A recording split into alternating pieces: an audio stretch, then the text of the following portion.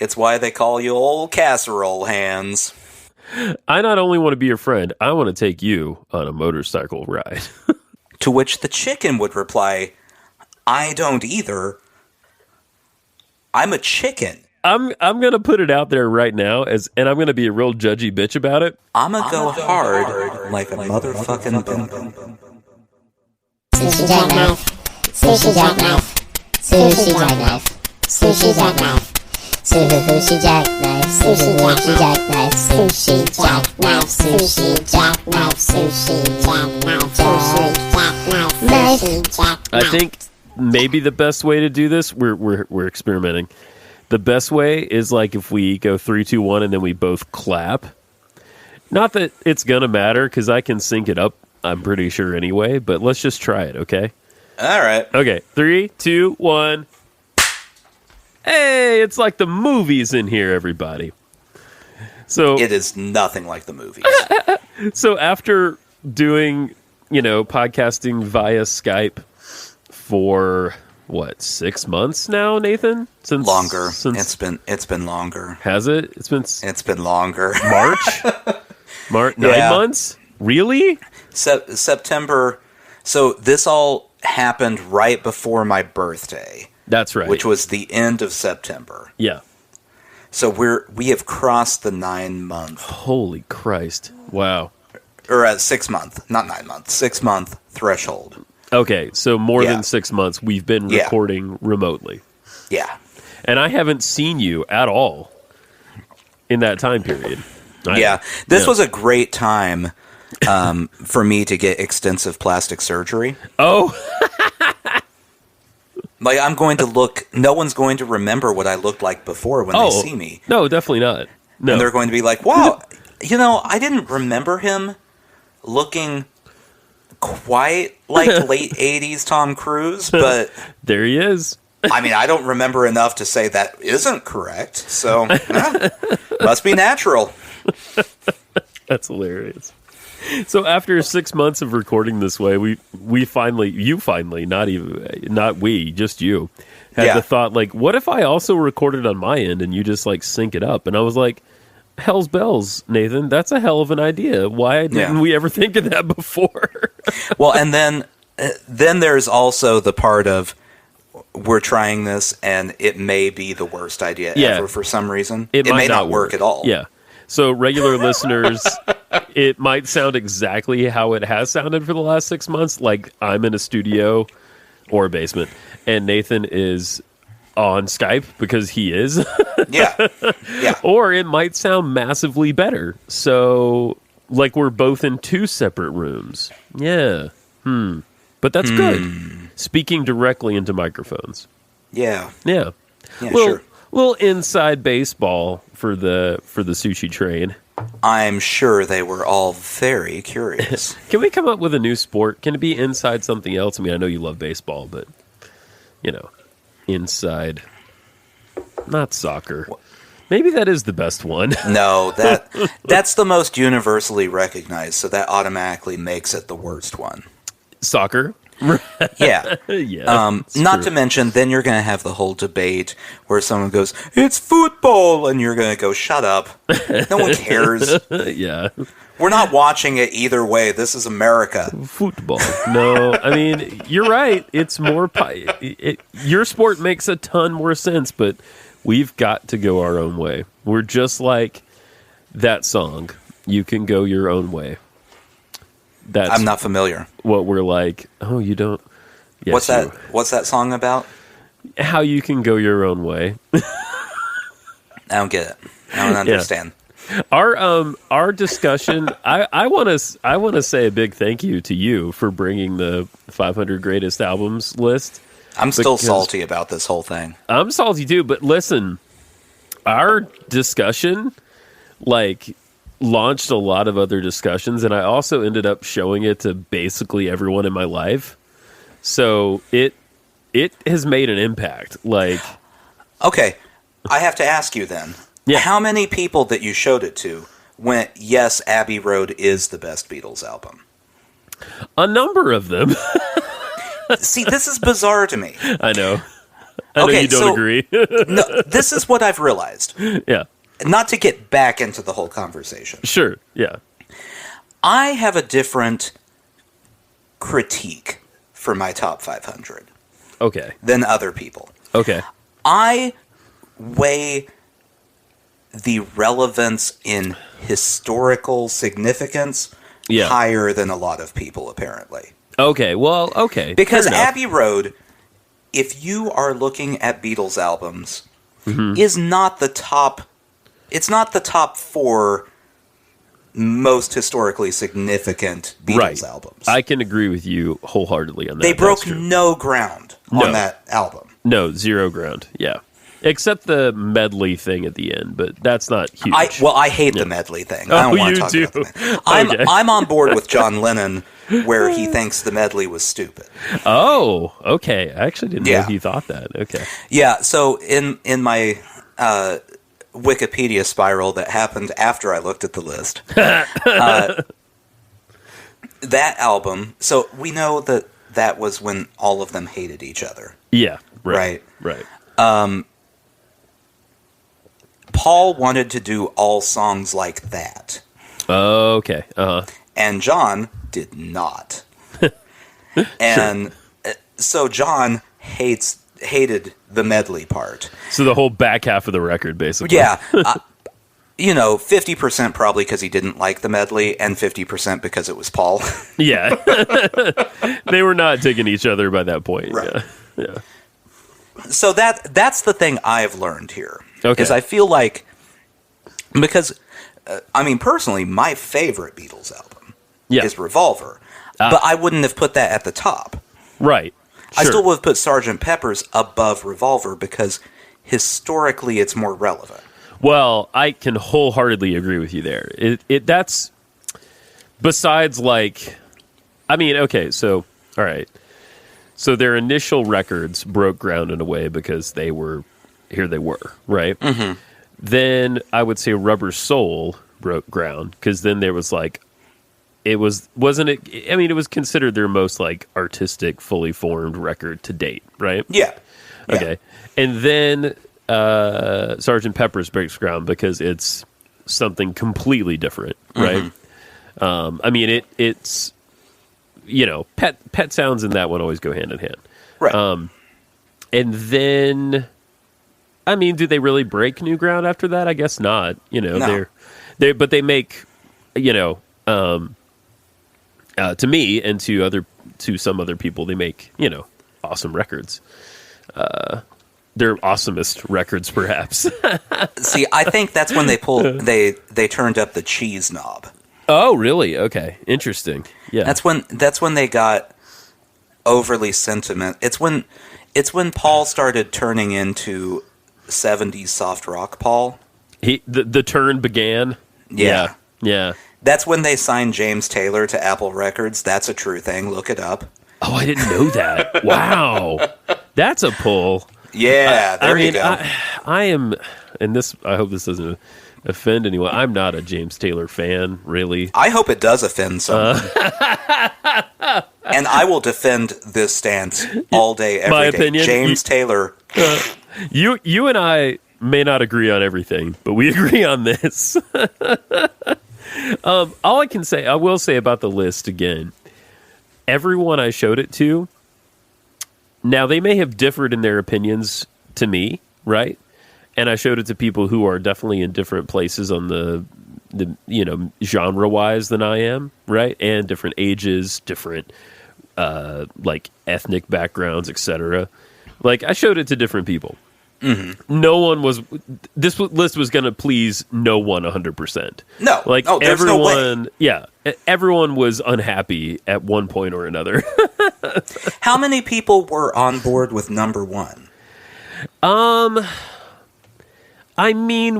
friend of mine, I would say she understood it. She's like, yeah, it's a great record. And she loves it. I agree it's a great record. Right, but I don't know. For those who didn't listen to our last episode, the number one album of all time, according to Rolling Stone, is Marvin Gaye's What's Going On. Yeah, which undeniably a great record. Not saying it shouldn't be on the list. It should absolutely be on the list.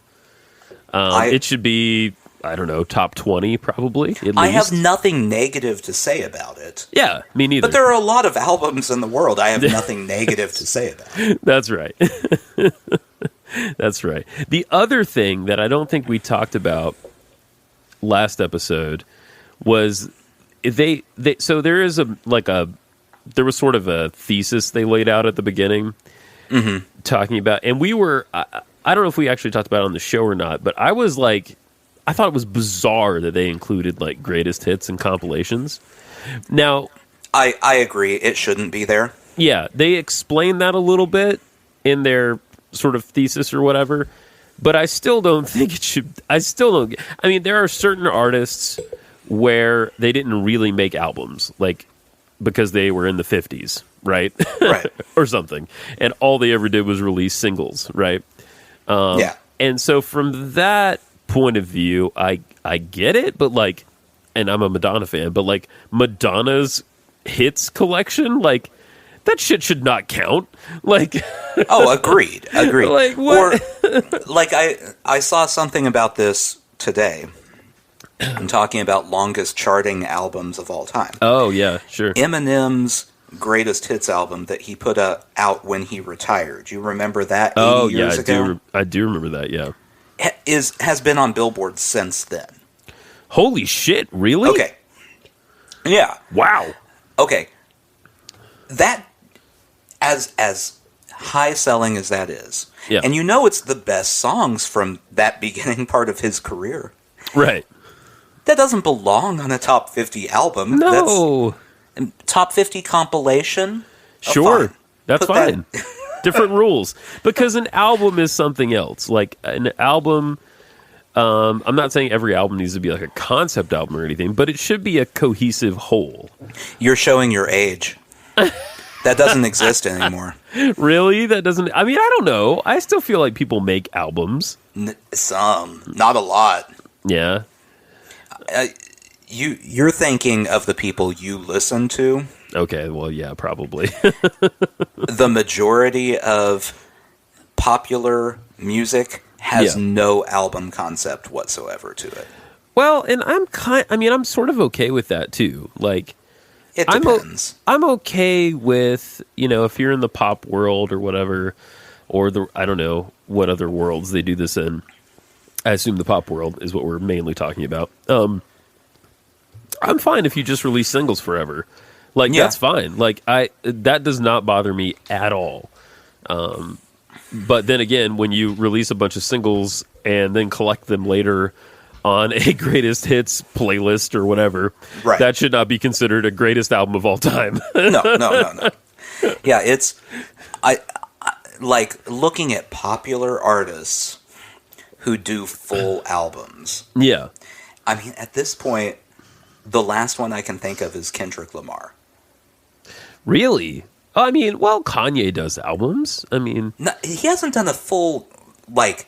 Really? Fully thought out album, though, in a while. Okay. Remember, he's not quite there anymore. Well, that's true. That's true.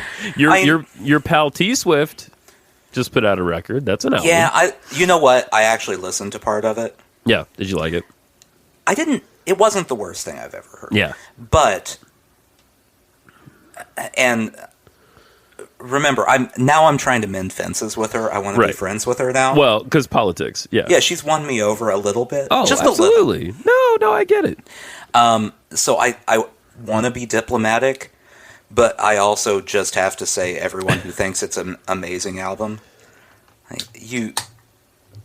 have you not listened to like the Cranberries and people like that? Ooh, the like, Cranberries. It's been done. Hey, good pull, Nathan. I love the Cranberries. Do you like the Cranberries? I mean, they're fine. Where did that come from? Like, well, that's the vibe she's going for. I feel like, okay, on the album, but she's not doing zombie. She's not doing okay. No, like she's still singing like Taylor Swift. Sure, but I'm saying like the soft alt rock type of female singer vibe is what she's going for on this album. Kind of more like Linger, which I love that song. Yeah. Like Cranberries, that song. Exactly. I think it's a beautiful song. Yeah. And so everyone's like, oh, look what she's doing. It's so different. Oh, it's good. It's fine. Yeah. I mean, but she didn't create a new genre. No. People routinely make a bigger deal out of stuff than it is. That's true. That's just the hype game. That's just and especially with her for some reason. Yeah. Again, Taylor, I'll be your friend. Oh, if you're listening, I not only want to be your friend, I want to take you on a motorcycle ride. I don't want to do that for two reasons. Number one, I don't know how to drive a motorcycle, and man, if I killed you on a motorcycle, the headlines would just eviscerate me. Actually, I would like her to take me on a motorcycle ride because I don't know how to drive a motorcycle either. You think she knows how to drive a motorcycle? If she doesn't, I'm sure we could pay somebody to do it for us and we could both ride. Do they make 3-person motorcycles? Yes, they do, my friend. That sounds terrible. I'm pretty sure they do anyway. Yeah. Being the second one would be the worst. I don't care who it is. The middle person? Yeah, that would be one of those things where for a minute and a half you're like, I feel safe and secure. Yeah. And then for the rest of the 30 minutes, you're very unhappy. Extremely uncomfortable. Yeah. Anyway, yeah. No, her album, it's fine. Okay, well, good. It's not bad. I don't want to trash it, but I also don't really want to listen to it. Well, that's okay. I mean, I don't know that it's for you at the end of the day. I don't know who it's for. That's the thing. That is the one thing I am confused about with that album. Yeah. It's not for her regular fan base. Yeah. I mean, it is, but it isn't. Yeah. And she doesn't need to do an album for the critics because they give her way too high regards no matter what she does anyway. She's in what I call that Coen Brothers bubble. Yeah, where it doesn't matter what you do. It's right. always great. Yeah. You can do whatever you want. Yeah, and that is the critics so true are going to Coen say it's Brothers. amazing. Yeah, that's true. That is true. Now I know what you mean. Yeah. I mean, it's like Wilco is kind of in the same place exactly. now. Yeah. Or, Radiohead to a certain extent? Radiohead, definitely. Yeah. Okay, getting back to our 500 albums list, which I know I said I wasn't going to talk about this the whole time. Oh, well, that's fine. One of the highest Radiohead albums was In Rainbows. Yeah. Really? It's really good, but I don't remember it wasn't the highest Radiohead album, though. No, I think, right? Yeah, but I think it was higher than OK Computer, if I'm remembering correctly. Well, that I don't really get. I mean, I like In Rainbows a lot, though. I mean, I like it a lot. Well, but I think I don't it's like it good. more than I like OK Computer. And OK Computer is just a huge artistic achievement. It's just incredible. Now you're getting back to my historical significance rating, which Rolling Stone apparently doesn't care about. And hey, they haven't heard our records, so what do they know? Anyway. Well, and this is the last thing I'm going to say about it. I promise it's the last thing I'm going to say about it. But okay. Yeah. I was talking about it after we had our conversation. And it dawned on me, yeah, those are the top 500 albums of all time, whatever. The top 50, I recognize their greatness. They're not the albums I want to listen to. Yeah, not necessarily. Yeah. I don't want to listen to them most of the time, you know? That's down to taste, yeah. I mean, I will say Around Our House, out of the top 50 that I can recall off the top of my head, Pet Sounds actually does get listened to pretty regularly because Jen loves it. And I love it too. I to be honest, I had listened to it. I'd never listened to it as frequently as I've listened to it in the last few years. No, I really love it. I do really love it, genuinely. But she really loves it, and so it's on a lot. We bought it as a vinyl. I don't know if it's the best possible release or whatever, but we have it. Let me listen to it. By the way, quick plug, since we are talking about albums, go, and I've put the link in show notes so many times, but go listen to Don't do it. Judi, Gorgeous Cross-Eyed Crazy, our last, well, not our as in me and Nathan, though Nathan and I have been frequent musical collaborators. I have literally nothing to do with this. No, you don't. So if you think it's terrible, then just remember, I didn't do it. Have you listened to it? I don't even know if I've ever asked you if you've listened to it. Yeah, I've listened to it. Oh, well, thank you for listening to it. Yeah. It's got a lot of noises. I'm not going to put it in my top 500 of all time. I wouldn't expect you to. You dick. And that's my new album review metric. Just that sentence. It's I don't like, you know how most reviewers give it a 1 to 5 star. Yeah. Mine is just top 500, thumbs up, thumbs down. So like every album I listen to, thumbs down. Are we? Which I'm still excited for the forthcoming Nathan tunage. We've already worked on a few things, and I loved it. And there will be more to come, I'm sure. Definitely not top 500. Oh, come on. Well, although, I do think this is a thing for all the aspiring musicians out there. Yeah. Right now, on the top 500 albums of all time list. Yeah. John Mayer is on. So when you think, oh man, I don't know if I can make it in music, just remember, John Mayer has one of the top 500 albums of all time. 2 of the top 500s of. Oh, that makes me a little nauseous. I know. Oh man. I know. I think 2. I'm pretty sure 2. Well, Yeah. I know I saw Continuum, which everyone says that's his best record. And I can't remember any of the other names of his album. Yeah. I think Heavier Things, maybe. It's got him on the cover standing there. I don't know. Yeah, that sounds right. Yeah. Is that the one with Your Body is a Wonderland, which is single-handedly the most heavy-handed lyrical song? John Mayer, not a lyricist. Oh, man. I'm going to put it out there right now, and I'm going to be a real judgy bitch about it. John Mayer, not a lyricist. That song has... It's like he went, should I have any subtlety? Nah. We're just going to go all in. Wonderland. What does that even mean? Because Alice in the Wonderland, pretty fucked up. Is it like a bad New Jersey amusement park? Ooh, yeah. Your body is that sounds like a Wonderland would be an amusement park. I did think about this. So your body is dusty. Yeah. I lied, by the way. We're back to the top 500. Okay. I did think about this after we talked about it. Yeah. I'm less interested in a top 500 album list. Yeah. I want like a bottom 500.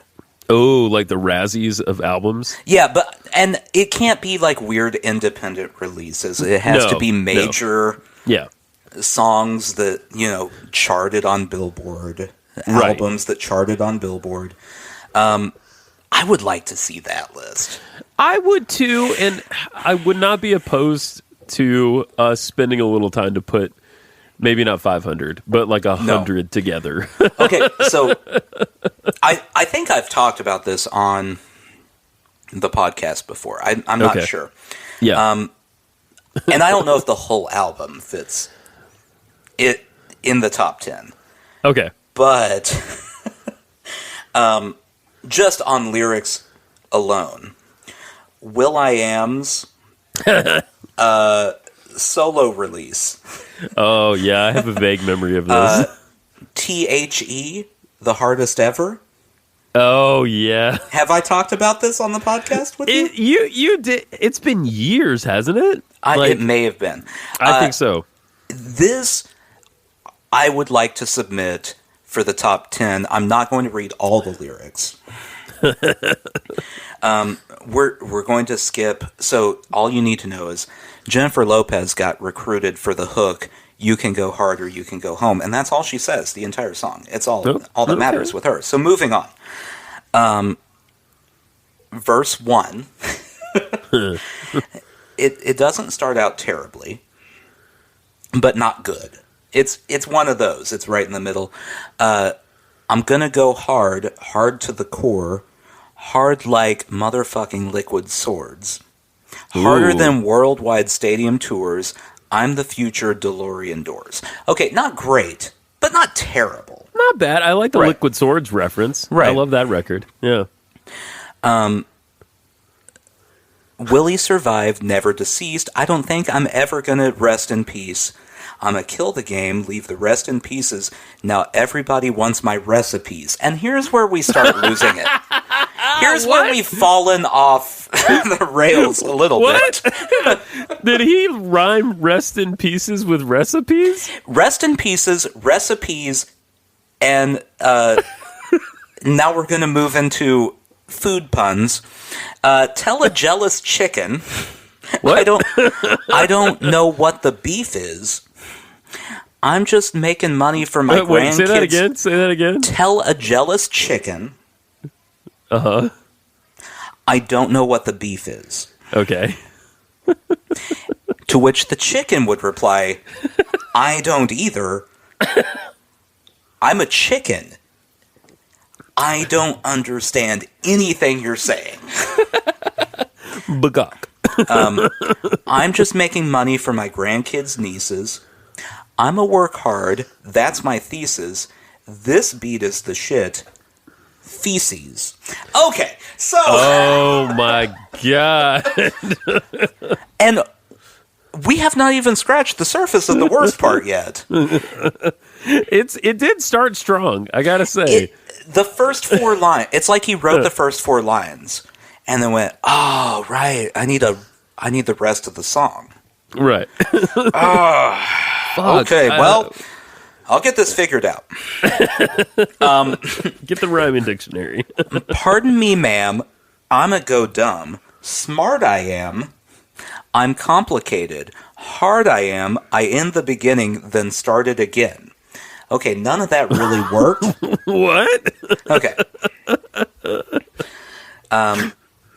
So then, Jennifer Lopez, you can go hard, you can go home, blah, blah, blah, blah, blah. Verse 2. Again, it kind of starts out okay. Not great, but okay. You can get that, or you can get this. You can call a demon. I'ma call Jesus. You can get a curse. You can get a cross. You can go to work, or you can be the boss. And here we completely lose it. I'ma be the owner. Be a thought donor. I'ma go hard like a motherfucking boner. Wait. Not just a boner. No. A motherfucking boner. Right. Which a I boner don't... that I don't know. moms. Like, I don't want to get into a whole Carlin definition of words thing here. I don't know if that is an adjective to describe it. Right. Or an action. Like, I don't know. I don't know either way. Well, swear words work that way, right? But one of them is allowed more frequently on TV than the other one, or in movies. Correct. Anyway, I'ma make the beat, put the people in a coma. You can be a geek or be a rolling stoner. Oh, boy.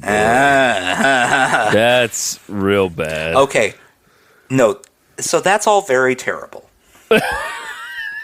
But here is why I submit it for the top 10 all-time worst. Yeah. Okay.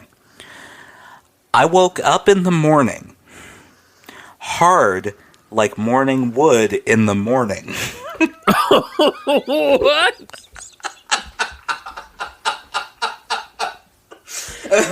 What? Holy fucking shit. Okay, so there's a lot to unpack just with those 2 lines there. Number 1, we don't need to know that you woke up in the morning. We assumed that happened because you're here. Number 2, why do you keep describing yourself as an erect penis? Why is that your go-to? It makes no sense. 3. 3, morning wood. In the morning? You have to tell us when the morning would happen. It's in the name. Unless you're a weirdo who's waking up in the afternoon all the time. With a boner. Right. That's a problem. Yeah, I don't know. Like, have I ever told you my Black Eyed Peas story? did they come to the restaurant you worked at? Yeah. Yeah, you did tell me that. Yeah, and that was a mind blower. Yeah, so I'm pretty sure I haven't said it on the podcast, but they when I was in college, I worked at a restaurant that was near a major concert venue in Kansas City. Right. Yes. And the Black Eyed Peas stayed there. So the Black Eyed Peas are not the best hotel guests. And so I'm working in the restaurant, and they call down to get biscuits and gravy sent up to their room at, I think it was 11:30 or noon. Wow. Well past breakfast time. Sure. So I told them I would have to check to see if we could. And Will.i.am was not happy with that answer. Wait, you talked to him on the phone? Yeah. Oh, wow. It wasn't that impressive. I'm sure it wasn't. Yeah. It was clearly a stoned guy asking for biscuits and gravy in the afternoon. But all that to say, we know from that story that he woke up in the morning. So you don't need to tell us what time it was when you talk about morning wood. It was before noon. What if you had showed up in a future Will.i.am song? This bitch won't give me biscuits and gravy. I just want my biscuits and gravy. I'm trying to remember. I think it was them too that it would have been Fergie. Yeah, at the time. Yeah, called the restaurant asking for extra towels. Oh, yeah. And that's not where you get towels. It wasn't me the first time. It was someone else said, well, let me transfer you to housekeeping. And apparently housekeeping was not quick enough. So she called the restaurant again. And I tried to transfer her to housekeeping because I don't know where a towel in the entire hotel is. I have no idea. I assume there are some in rooms, but I don't know. And she asked to speak to the manager. She did one of those. Maybe it wasn't her. It sounded like her. It could have been a manager person. I don't want to be liable here. Sure. Allegedly, whatever. Yeah. All that. Yeah, that was bad. They got fined a. They had money added to their bill. You just turned into a computer. Say that again. Smoking inside of their room. Oh. Yeah. Wait. Allegedly. Allegedly they smoked inside? Because you turned into a robot for a second there. Yeah. On my end. So there was a strong smell of the marijuana. Ah, of course. So their bill went up for the cleaning cost. It's funny. We've both have had, and we don't talk about it because we're down to earth fellas, Nathan. We're salt of the earth, type folk. Working class and all that jazz. That's us, blue collar. But we've both met some famous people. They're not that impressive. No, they're just like everybody else. That's the main thing people don't get. Yep. That's it. It's true. Like Billy Joe Armstrong. You met Billy Joe? Oh, yeah, yeah. you did. At the restaurant, yeah, right? Yeah, at the restaurant again.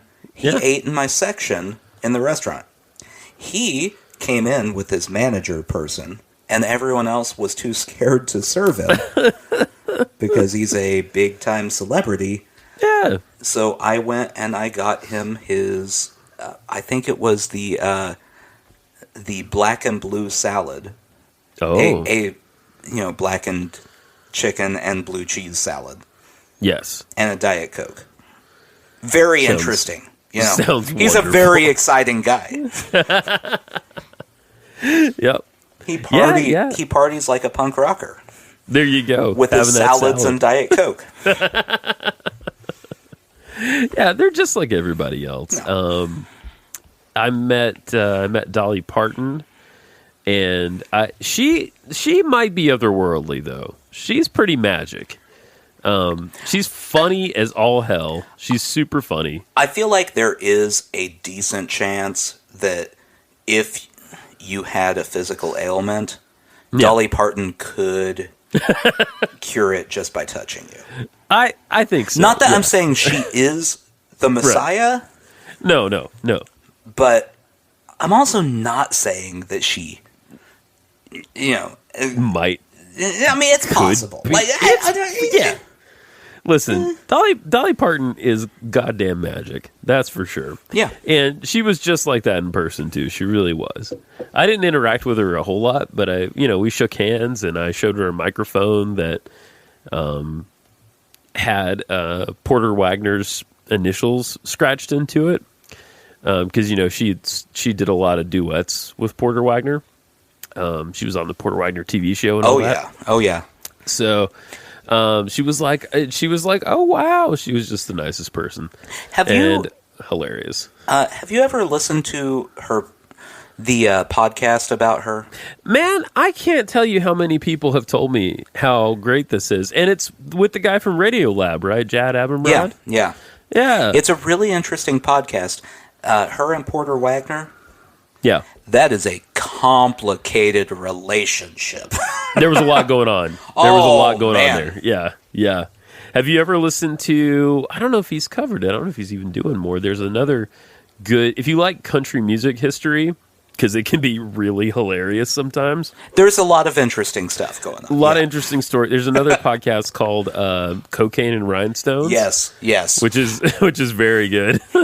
But yeah, I've heard of this Dolly show, and I haven't actually listened to it. Dolly Parton's America? Is that what it is? I think that was it. Yeah. Yeah. The Cocaine and Rhinestones, that's David Allan Coe's son. Right. So I went on a Wikipedia spiral the other day about David Allan Coe. Interesting guy, right? Oh, boy. Yeah. There's a lot there. Right.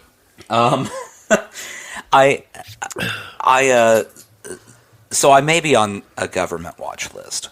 I have to start by saying that. Okay, fair enough. So there's a section on David Allan Coe's Wikipedia talking about how he constantly gets compared and confused with Johnny Rebel. Oh, I'm not familiar with Johnny Rebel. You shouldn't be, and don't look him up. Okay. He is a white supremacist musician. Oh, boy. Oh, do they look similar or something? No, they both used a certain racial slur in music. Oh. Yeah. And not in a context where you can easily explain it away. Gotcha. Yeah. So anyway, there is the chance that the government will look at my Wikipedia list and go, I don't know, that guy seems really, really into alt-right and white supremacist music, but only for that one day where he was looking things up. You had a spike. Yeah. Well, it's just a weird world. I didn't even know it was a thing. Yeah. Oh, yeah. But yeah. there are... You mean that vein? Yeah. Well, there are, like, specific record labels. So there was one... Oh, my God. Really? Yeah. Wow. There was one indie record label that I was reading about that it's catered to like white supremacist metal. What the fuck? Yeah, it's weird.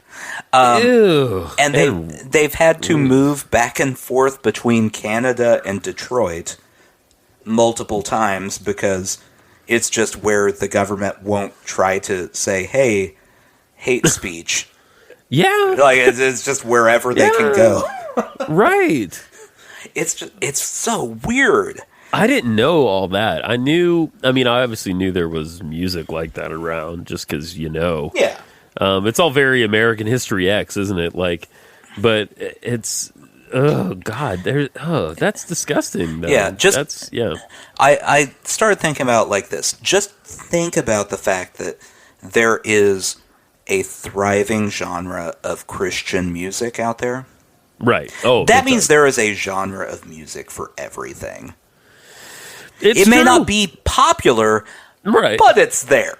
I mean, one of the strangest genres I remember hearing, and I've actually heard some examples of this. To me, this was strange to me. Okay, and metal has a way of just spawning subgenres. Oh yeah, there are so many. As only rivaled by like electronic music, like. Like, that would be a good fight to put all the subgenres of metal and all the subgenres of electronic music against each other. There are so many. And the lines are, like, the differences are so small some of the time that it's like, well, how do I even know? Anyway, there's I guess it's called, I don't even know what it's called, Nathan, to be honest, but it's like, you know how Led Zeppelin did a few songs where they talked about like Mordor and stuff in their songs, right? So it's like you were that, but you were heavy metal with like orchestra music, but it's not a real orchestra. It's like somebody programming strings on their computer. Ugh. And all the songs are like that. Like all the songs are about like elves and battling and shit like that. That sounds terrible. Yeah, it's real bad. I mean, at least what I heard. I'm not saying that we couldn't have a top 500 record out of that subgenre, but I'm not 100% sure. Ooh, man. Man, I don't know. Like, I don't need... and I know you hate fantasy. I don't mind fantasy. But I don't need my fantasy like paired with my music. I remember seeing this band in Murfreesboro, which is just south of Nashville for anyone who's listening. It's not very country music in Murfreesboro. It's much more jam band. Yeah, it's a college town. It's a college town. There's jam bands. There's there's the occasional like really good rock band that could Bully is from Murfreesboro, or at least the singer went to MTSU and stuff. So that's a cool band. But I interned at this venue down there for a period of time, and there was this really, really popular band that came in, and luckily I can't remember their name, so they can't. But their whole thing, they had this whole like aesthetic and this whole storyline going. So they wore like techno punk kind of like masks and stuff. Too much. Once you say mask and you're talking about a band, I'm out. That's too much. Right. And it was real over the top, and it was like this whole like production. It was a bit proggy as well, and the fans would also like dress up with this like, I mean, that's the only way I know how to describe it. It was like kind of like cyberpunk, techno punk type, like Daft Punk, but like edgier, I guess. Ooh, edgy Daft Punk. Ooh, edgy. Yeah, and the music was more rock oriented, but it wasn't pure. It was more like a really bad day of Rush. Oh boy, yeah. Oh. Which I like. I like a few Rush songs. I'm not gonna lie, but so it's like Bad Rush is essentially what you're saying. Yeah, like high concept Bad Rush. Oh, no, thank you.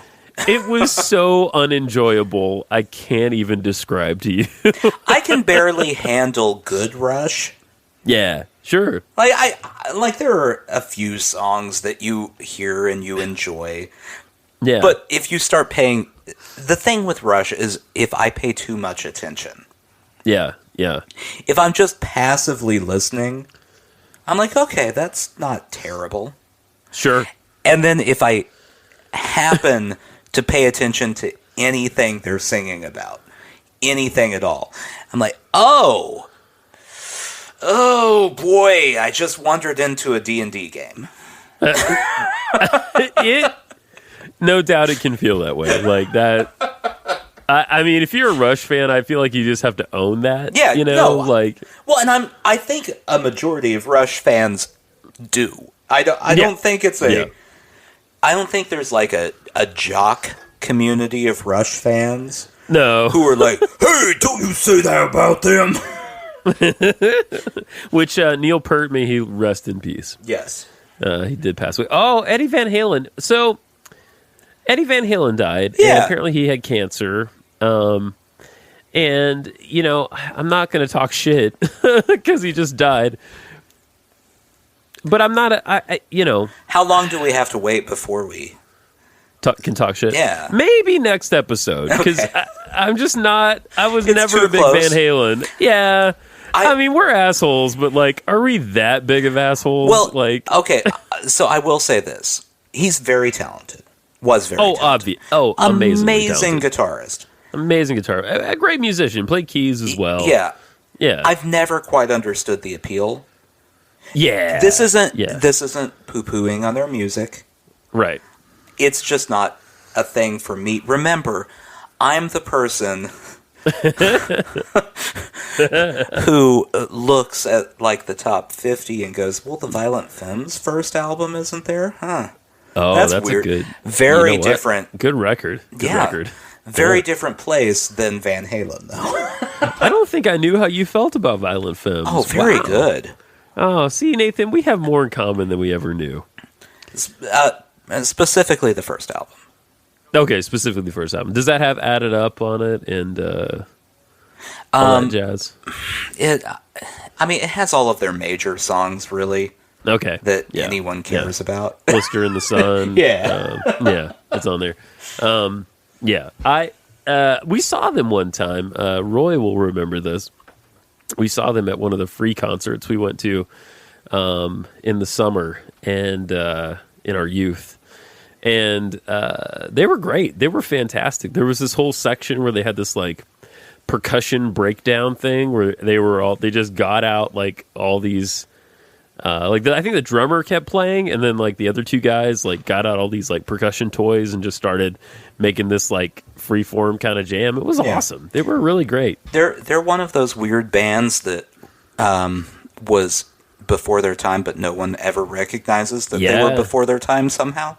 They were though, Because you're right. They didn't really get popular until a decade and a half after they came out. Sure, you know it's interesting. The Flaming Lips are like that too. Yeah. They formed as a band in like '89 or something, '88 maybe. Yeah. I don't remember. It's late '80s that they formed. You know when Yeah. the Violent Femmes album, like their first album, came out? Like 1980 or something like that. 83. Wow. Yeah. Yeah. Now, when did they actually catch? Like they were, I'm sure, kind of popular then. On the indie scene. Yeah, definitely. but the indie Yeah. scene in the 80s was very minimal. That's true. It was small compared to what it is now. Yeah. Yeah. Like right. they didn't really catch on till the 90s when Right. indie was all of a sudden a thing people thing. cared about. Yeah, that's right. Well, and that, you know, that is such a thing. And we have the bands that got big then to thank for that, for referencing the stuff that came before. Oh, yeah. You know? Like, that was something that a lot of the big bands were great about doing. They were like, well, hey, you should listen to this band and this band and this band that, like, we love. Yeah. You know?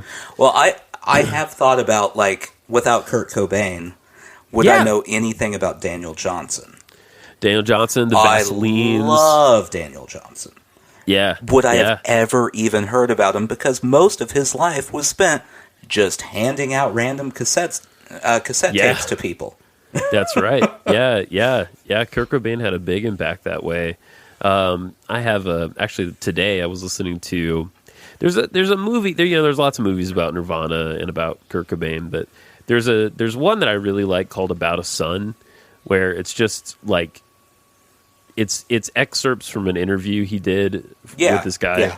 You know what I'm talking about? I don't think I ever have actually watched it because it's never popped up on anything where I see it. Mm-hmm. But I remember the trailer coming out and was interested. It's good. It's all it is like different scenes. I think they shot a lot of it around Aberdeen and places that he lived and went to, etc. But the audio, besides music, is just an interview with him with this guy whose name I can't remember, who was writing a book about Nirvana, and they're really insightful. And he wasn't always like totally honest, I think, in interviews. I think he liked to fuck around a lot in interviews. Yeah. And I get that. I would be the exact same way. Yeah.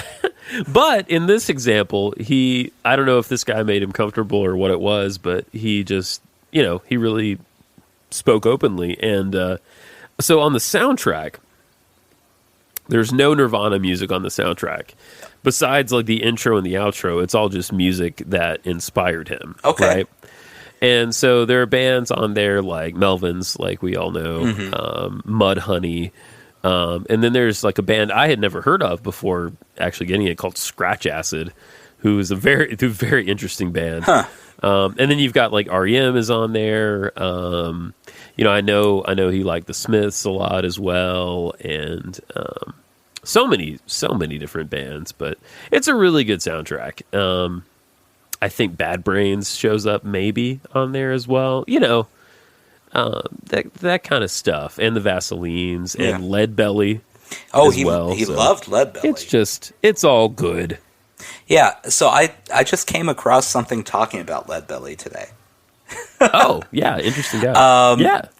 Talking about how basically without Kurt Cobain, most people wouldn't know anything about Lead Belly existing. It was depressing. Yeah. Well, and they should, because he was amazing. Yeah. What were we talking about? Oh, Van Halen. Anyway. Yeah. So Van Halen, not for me. But Eddie Van Halen, you can't say anything bad about his ability. I don't know him as a person, so I don't know. Maybe you can say a lot of things about him as a person. I don't know. I have no clue. Yeah. I've done no research into Eddie Van Halen as a human being, only as a music maker, to which I go,